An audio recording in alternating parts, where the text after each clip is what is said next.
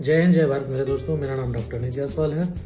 मैं गायनेकोलॉजिस्ट हूँ और आज आपको मैं एक जो ज्वलन समस्या चल रही है कि पीजी में जिस प्रकार से -40 अंक उसके मिनिमम रिक्वायरमेंट मार्क के कम कर दिए गए हैं, तो वो क्यों किए गए हैं, क्यों किया है।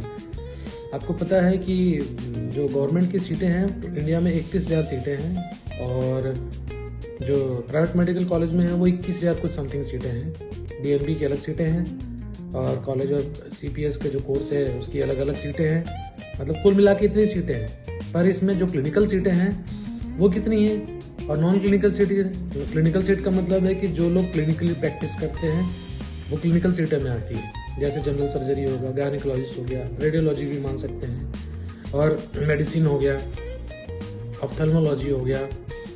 इस प्रकार की जो सीटें हैं इनको क्लिनिकल सीट मानते हैं। और नॉन क्लिनिकल सीटें कौन सी हैं? जैसे कॉलेज में जो पढ़ाते हैं anatomy, physiology, biochemistry, forensic medicine, pharmacology, और पैरा क्लिनिकल में तो चलो पैथोलॉजी हो गया, पीएसएम हो गया, ये सीटें हैं। अब इन सीटों को बहुत सारे लोग ऑप्ट नहीं करते लेते, क्योंकि इनमें कोई ये सिर्फ कॉलेज में पढ़ाते हैं। अगर इधर उधर कर लिए तो अलग बात है, बाकी ज्यादातर तो लोग कॉलेज पढ़ाते हैं। पर इनकी जो पेमेंट है वो भी क्लिनिकल सीट के बराबर है। ऐसा नहीं है कि मतलब इनकी कोई ज्यादा है तो इन सीटों को कोई लेता नहीं है। अब जब इन सीटों को कोई नहीं लेता है तो इनको कोई भरेगा कैसे? जब नहीं भरते हैं तो इनका फिर ये परसेंटेज कम करने पड़ते हैं। दूसरा सबसे बड़ा ये है कि ये -40 क्यों किया जा रहा है? क्योंकि प्राइवेट मेडिकल कॉलेज की सीटें नहीं भर रही है। प्राइवेट मेडिकल कॉलेज की सीटों में जो क्लिनिकल ब्रांचेज हैं वो 1-1 करोड़ 2-2 करोड़ रुपए की मिलती हैं। अब ये बताइए, जो व्यक्ति 1-2 करोड़ रुपए की पीजी की सीट खरीद के फिर पीजी करेगा तो क्या गवर्नमेंट जॉब करेगा? नहीं करेगा गवर्नमेंट जॉब। 90% तो गवर्नमेंट जॉब ही नहीं करेंगे। वो 1 करोड़ 2 करोड़ दे के गवर्नमेंट जॉब में अपना माथा फोड़ी थोड़ी करेगा। तो ये सिर्फ एक चाल है, ये प्राइवेट मेडिकल कॉलेजेस को फायदा पहुंचाने की चाल है और कुछ नहीं है। -40 आपने कर दिया, पीजी की सीट नहीं भरी, आपने कोर्ट में हलफनामा दे दिया और सब बर्बाद।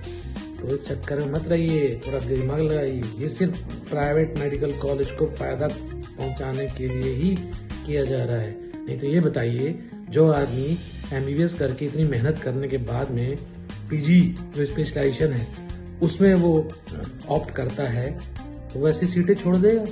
अरे जो 1 करोड़ नहीं दे सकता, 2 करोड़ नहीं दे सकता, वो कहां से उन सीटों को लेगा? तो ये सीटें खाली है। तो ये जो -40 जो चल रहा है ये सिर्फ इसी का है। या अगर आपको ये जानकारी अच्छी लगती है तो इसको शेयर कीजिए। लोगों के सामने जो भ्रांतियां बन रही है, डॉक्टरों को बदनाम कर रहे हैं, उनके बारे में थोड़ा सा समझ रहिए। धन्यवाद मेरे दोस्तों। जय हिंद, जय भारत।